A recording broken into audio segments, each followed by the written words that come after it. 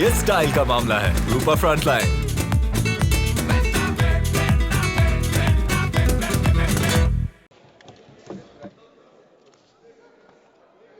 सुश्री सयोनी घोष। धन्यवाद अध्यक्ष महोदय, आपने मुझे बोलने का मौका दिया। आज बहुत शेर बोले जा रहे थे सदन में, तो मैं भी एक शेर से शुरू करना चाहती हूँ कि तेरा इंतजार करेंगे हम, चाहे जमाने लग जाए, या तो तू आ जाए या हम ही ठिकाने लग जाए।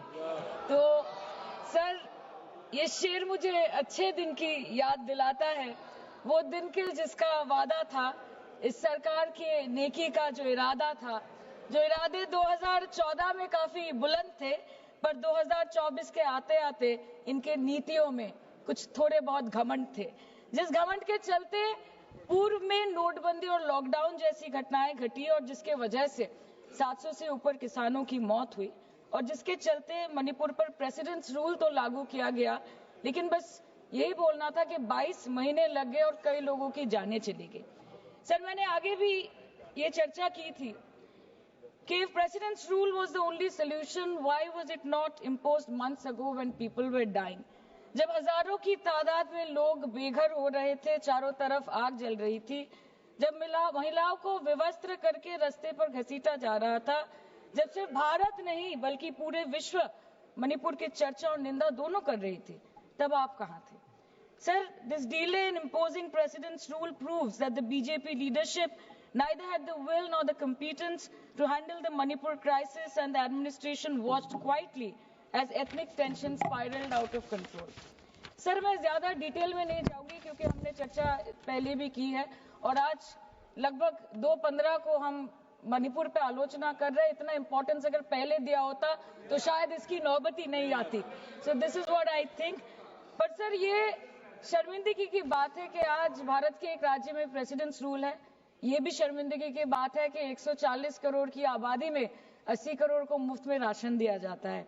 आज सर, लाखों नौजवान हैं जो बेकार बैठे हैं। 1 से 2% ऐसे लोग हैं जो सिर्फ टैक्स पेएबल के क्राइटेरिया में आते हैं, और बीजेपी है जो सब चंगासी का कुर्ता पजामा पहन के घूमते रहते हैं। ये दिखाने के लिए अच्छी बात है, लेकिन ग्राउंड रियलिटी कुछ अलग ही है। सर 2023 में टॉप 10 वीपीएनआर के रिपोर्ट के अनुसार मणिपुर में 212 दिन से ऊपर इंटरनेट शटडाउन किया गया था, a total of 5088 hours, marking it the second highest after Jammu and Kashmir. This led to huge economic loss in Manipur, approximately 3,157 crore. The economic blockade in Manipur, affecting the two main national highway, lasted for 66 days, with rough estimates of loss of around 250 crore per day, which is a whooping rupees 17,000 crores in over 2 months. Over 67,000 people were forced to leave their homes and cramped up in only 360 relief camps. Nearly 12,000 people fled to Mizoram. Approximately 7,000 people sought refuge in Nagaland, Assam and Meghalaya. Over 1,700 people taken refuge in Kachhar district as of June 2024. और ये सब तो sir registered official figures है, न जाने unregistered official और कितने बेघर लोग होंगे जो दूसरों के घर में रह रहे हैं, शायद दूसरे राज्य में रह रहे हैं, दूसरे देशों में रह रहे हैं।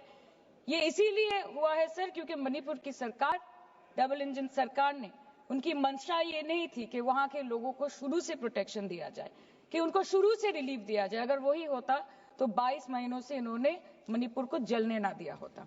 सर, मैं 2 मिनट में खत्म करूंगी। You want to move the resolution, of course we have to be with that. लेकिन 1 अप्रैल 2025, मतलब एक दिन पहले से, मिनिस्ट्री ऑफ होम अफेयर्स ने armed forces special powers act को 6 महीनों का एक्सटेंशन देके मणिपुर, अरुणाचल प्रदेश और नागालैंड में इफेक्टिव कर दिया है। इससे समझ आता है that law and order in Manipur has seriously deteriorated. आज भी बीरेन्द्र सिंह जी बीजेपी वाले बोल रहे थे कि 1960 से हजारों रिफ्यूजीज मणिपुर में घुस के बैठे हैं। 2001 का सेंसस रिव्यू करना है और डिलिमिटेशन से पहले एनआरसी लाना है। मतलब आपको कुछ सुधारना नहीं है, आपको बस और बिगाड़ना है। जिस तरह असम में एनआरसी के नाम पे इस सरकार ने 1500 करोड़ से ऊपर फूंक दी और करीबन